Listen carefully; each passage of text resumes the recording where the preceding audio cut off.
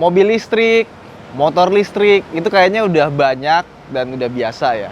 Tapi gimana soal truk listrik? Nah, hari ini gue sangat beruntung sekali karena bisa langsung nyobain truk listrik pertama di dunia.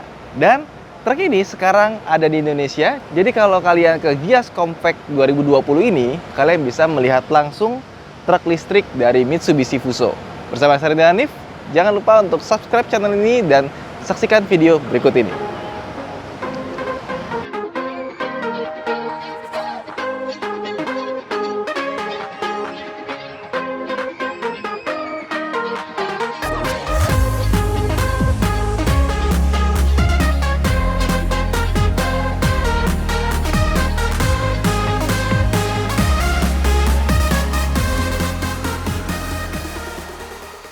Jadi e-Canter ini udah diluncurin 2017 silam dan sudah dioperasikan di luar negeri, di Jepang, Eropa, dan Amerika.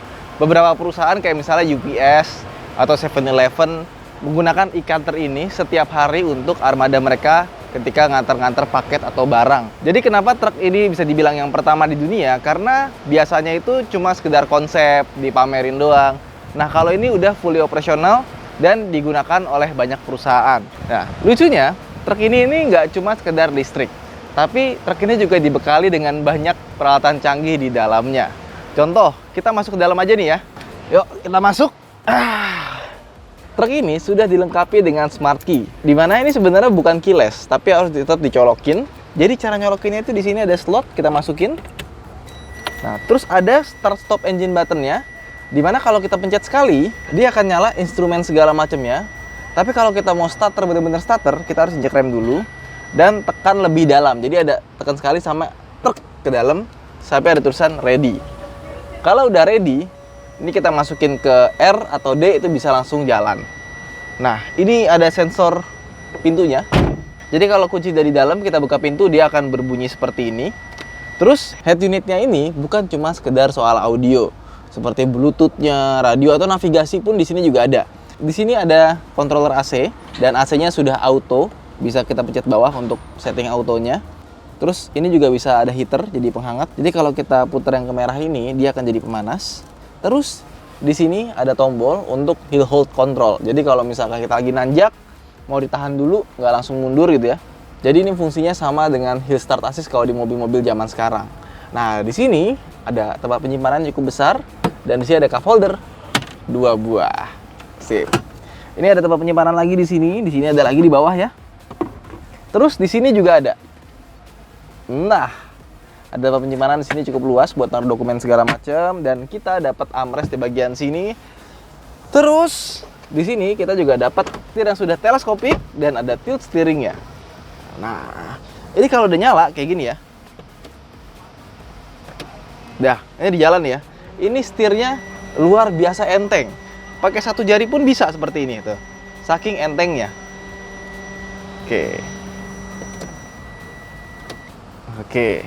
Nah, di sebelah kanan sini ada lubang AC, ada tempat penyimpanan lagi mungkin buat naruh etol atau semacamnya dan ada sebuah colokan USB sama di bagian sini untuk leveling lampu depannya sama push start stop engine buttonnya. Terus di sini ada storage yang besar, di sini juga ada storage yang besar. Dan ada sun visor di bagian sini. Sun visor juga gede dan besar ya. Dan lampu kabinnya ini bisa jadi lampu sorot ya, karena di sini kayak ada lensa cembungnya gitu buat ke sini ya. Nah, spion belakang ini untuk versi yang mobil box ini agak useless karena belakangnya ketutupan box. Oke, sekarang kita lihat keluar.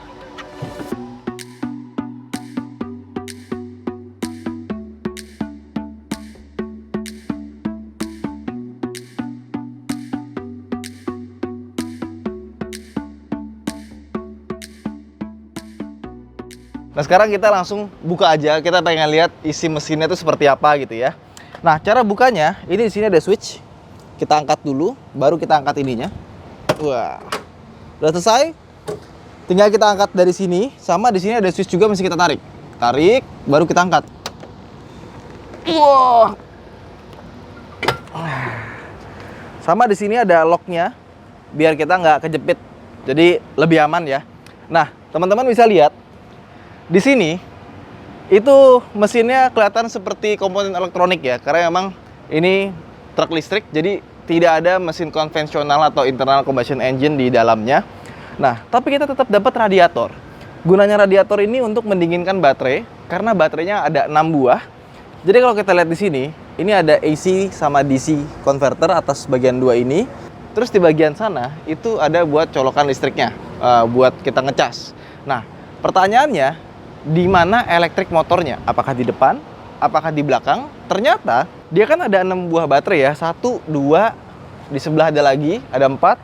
Di sini ada 2 tumpuk. Jadi baterai ada 6. Nah, di antara tengah-tengah sini itu ada elektrik motor. Terus ada gardan nyambung ke belakang sini. Di tengah-tengah sini, di belakang motornya, itu ada power delivery unitnya. Jadi untuk ngatur berapa tegangan yang dikasih ke power motornya, itu ternyata bukan di depan, tapi ditaruh di belakang. Nah, pertanyaannya berapa jarak tempuhnya dan kapasitas baterainya? Kapasitas baterainya itu 13,8 kWh, tapi yang bisa kepake itu 11 kWh. Jadi dia nggak bisa sampai habis banget ya, untuk menjaga biar baterai itu awet gitu. Dan di sini sebenarnya ada 6 baterai. Jadi tinggal dikaliin aja nih. 13,8 kWh dikali 6 sekitar 82,8 kali ya. Dan paduan baterai yang besar serta bobot yang sangat berat ini, karena kan truk beda sama mobil ya, dia bisa mencapai 100 km dalam satu kali pengecasan, di mana 100 km itu kalau misalkan bobotnya itu terisi sampai 75% dari max load-nya, maksimum kapasitasnya. Nah, berapa sih kapasitas maksimumnya? Jadi e-Canter ini bisa membawa barang sekitar 2-4 ton. Kalau total bobot kotornya sama barang itu bisa sampai 7,5 ton. Tenaga mesin atau motor listriknya itu juga besar sekali. Torsinya 390 Nm dan tenaganya 184 PS. Jadi lebih dari cukup, dan kecepatan maksimumnya dibatasi sampai dengan 80 km per jam.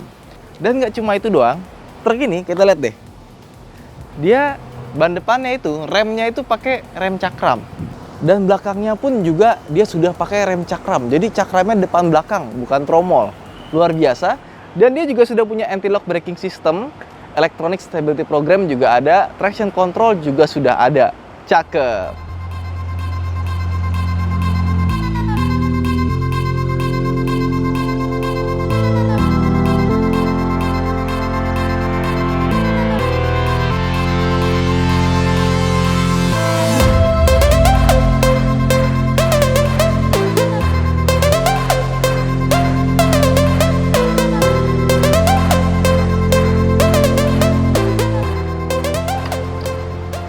Oke, sekarang kita mau buka bagian belakangnya ya.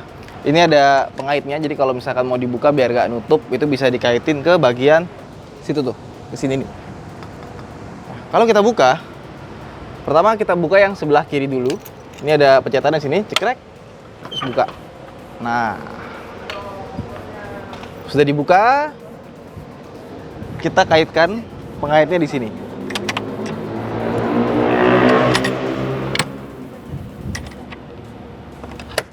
Oke, sebelahnya juga kita buka.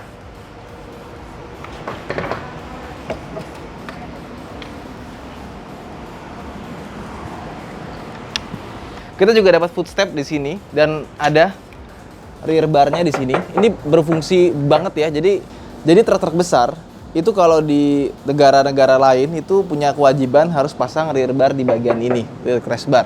Tujuannya apa? Biar kalau mobil tabrak dari belakang, dia itu nggak kena ini, kenanya ini dulu. Soalnya crumple zone itu adanya kan di kap mesin. Kalau kap mesinnya lebih rendah dari bagian boxnya, nanti kenanya ke pilar A, bukan ke mesinnya. Akhirnya crumple zone nggak bekerja, malah jadi bahaya. Dan semoga di Indonesia semakin banyak truk-truk yang menggunakan crash rear bar seperti ini. Oke, nah ini kita masuk ke dalam ya. Ini lega banget. Kayaknya ini lebih lega dari kosan gue waktu gue kuliah ya. Sama di sini ada lampunya, tapi lampunya mati, harus dinyalain dari depan. Kayak gini. Ini lampunya ada 1, 2, dan ini panjangnya ini 4,3 meter, lebarnya 2,1 meter, tingginya 2,2 meter. Jadi kita bisa masukin Mitsubishi Mirage ke dalam sini, karena lebar sekali. Atau kita bisa bikin kos-kosan portable kali ya. Terus di sini, ini ada sebuah kotak yang bisa dibuka seperti ini ya. Set. Nah, ini adalah tempat untuk melakukan pengecasan. Nah, Ini untuk yang AC, terus yang ini untuk yang DC. Truk ini seperti apa cara mengecasnya? By the way, untuk mengecas truk ini dari kosong sampai penuh, itu kalau kita pakai fast charging, yang pakai yang DC, itu sekitar 1,5 jam. Tapi kalau misalkan kita pakai yang AC, Itu membutuhkan waktu kurang lebih sekitar ya 9 jam ya. makanya kalau perusahaan yang punya truk ini pasti harus punya DC charging.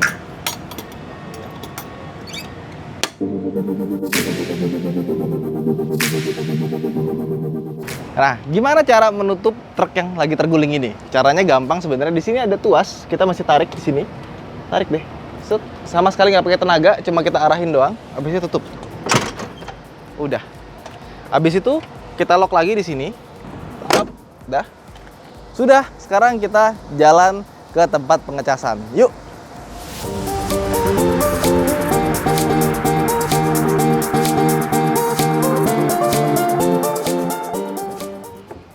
Ayo kita masuk. Oh, ini ada asbak ya? Kita langsung lo ready. Kanter. Yoi. Yuk, kita jalan. Ini sebenarnya kita boleh muter-muter ke KTB sini. Sekarang kita coba aja yuk. Ini, oke. Ini nggak ada tombol apa-apa. Kita langsung pindah aja R. Habis itu N. Kiri D. Nggak ada 1, 2, 3 juga. Jadi transmisinya dia tuh langsung ke gardan gitu. 1 gear doang. Wah, dilepas sudah langsung jalan. Dan nggak ada suaranya. Ini suara yang gue dengar adalah suara AC. Terus biasanya kalau mobil listrik, ntar yang lewat dulu. Ayo, lewat dulu. Biasanya kalau yang listrik-listrik tuh kalau dipakai tuh kencang banget ya. Kita coba ya, kita gas langsung bejek. Tenaganya instan banget. Asik. Yuk kita muter dulu. Gue kebetulan dah cukup sering lah ya kalau buat bawa truk. Truk dan bus yang skalanya nggak begitu gede. Ini sama sekali nggak ada suaranya ya, listrik soalnya. Yang ada suara AC doang dan power delivery-nya itu smooth sekali. Wah, nah itu charging station ya, charging point-nya. Tapi kita mau coba jalan dulu. Kenceng banget. Waduh, seru ya.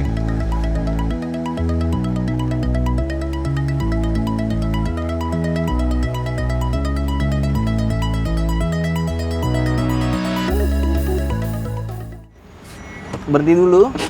Terus cara matiinnya ini ada 2 cara. Kita pencet lagi atau kita langsung tarik aja kartunya. Kartu kuncinya kita tarik gini aja, set. Langsung terlepas. Yuk.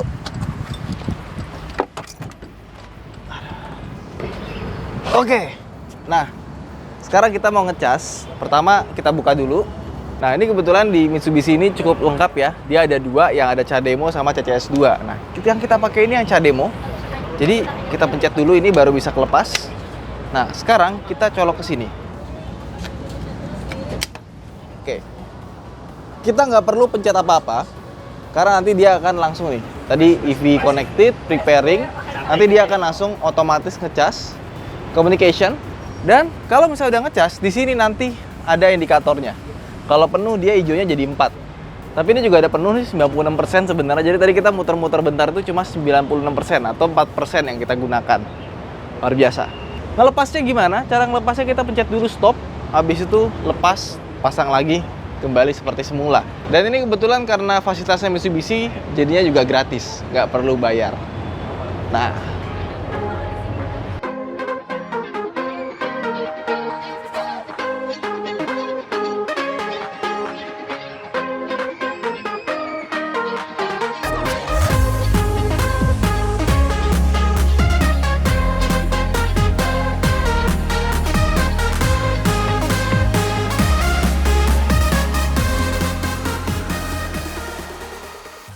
sekarang pertanyaannya, seberapa hemat sih si e-Canter ini? Kalau untuk harga, sayang sekali di Indonesia belum ada harganya dan belum dijual. Kalau di luar negeri, itu dihitung per 10.000 km, itu perusahaan bisa menghemat 1.000 euro atau sekitar 15 juta sampai 16 jutaan rupiah per 10.000 km. Dan truk ini digaransi sampai 10 tahun atau 300.000 km. Terus kalau ditanya, apa sih yang paling gue suka dari truk ini? Yang pertama tentu aja, truk ini adalah truk masa depan. Kebayang kalau misalkan truk ini jualannya banyak gitu ya di kota-kota besar, itu pasti namanya tingkat polusi itu pasti turunnya drastis. Terus juga teknologinya itu benar-benar seamless, jadi pas kita pakai segala macam itu nggak ada rasa kagok, nggak ada rasa bingung atau gimana, bener-bener ready to drive gitu. Buat teman-teman yang ingin melihat langsung truk e-Canter ini bisa langsung datang ke acara G-Compact 2020 tanggal 5 Maret 2020 di booth Mitsubishi Fuso. Itu aja mungkin vlog kita kali ini. Terima kasih telah menonton. Jangan lupa untuk like video ini, subscribe jika kalian belum, dan sampaikan komentar kalian tentang si e-Canter ini. Saya Hanif, sampai jumpa di vlog berikutnya. Bye!